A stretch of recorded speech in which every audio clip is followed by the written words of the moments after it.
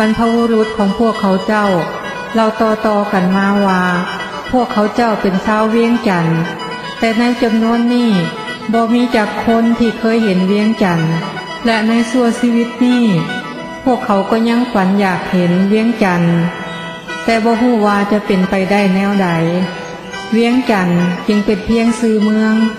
ที่เขาเจ้าเพียงได้ยินพ่อแม่เราต่อกันมาและเป็นเมืองในความฝันของพวกเขาเจ้ารัฐบาลไทยดิสมัยนั้นเพิ่นอยู่สารคามนะที่นี่ก็เพิ่นนั้นเป็นคนทั้งรัฐบาลน้อยสมัยนั้นเพราะว่าไทยยึดประเทศลาวได้ตอนนั้นแล้วก็พากันบ่ยอมอำนาจพากันไปเฮ็ดเหรียญเงินเหรียญทองอันสมัยเหรียญทองแดงเฮ็ดแล้วก็ซื้อเขาซื้อของเก็บไว้หลายแล้วก็ทั้งรัฐบาลไทยนี่ก็เลยหู้แล้วก็เลยตามจับกลุ่มก็เลยเอาเก็บเอาเขาเอาของนี่ลงใส่ในบ่อน้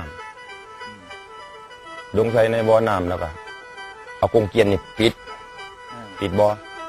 แล้วก็ซื้อว่านั่งบัวขาวอายุ8 ขวบแล้วก็ตัดคอลงใส่ไว้นี่คอยจำซื้อได้นี่เพิ่นเล่าให้ฟังเดี๋ยวนี้เป็นผีเฝ้าทรัพย์ตั้งแต่นั้นแล้วก็เลยเพิ่นพากันเก็บเอาของที่พ่อเอาได้ก็เดินออกเข้ามาคันถามว่าเรื่องจันทร์เป็นยังไงให้อธิบายเจ้าอธิบายเรื่องจันทร์เป็นยังไงก่อนเขาเคยเป็นผู้เป็นทาสนั่นเป็นทาสหลวงเห็นทาสหลวงนี่เข้าเบิ้งเข้าสึกจังไหนกับทาสหลวงมันก็ปลื้มใจน่ะเป็นทาสเข้าก็อย่างสิตัวเป็นทาสเขาหน่ะนี่ทาสนี่ประเทศยังไงนี่ประชาชนหลายคือกันเนาะเขาก็ปลื้มใจแต่เขาไม่ได้อยู่แล้วก็ปลื้มใจคือกัน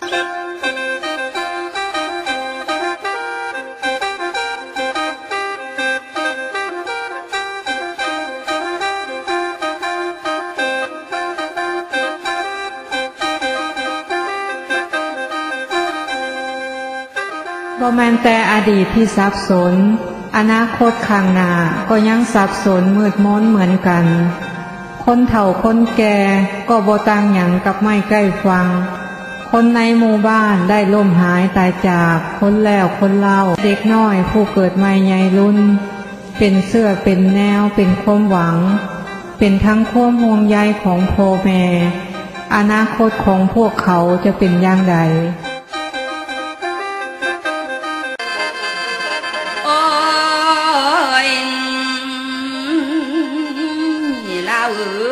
เพิ่นว่าเล่าหลงบ้าน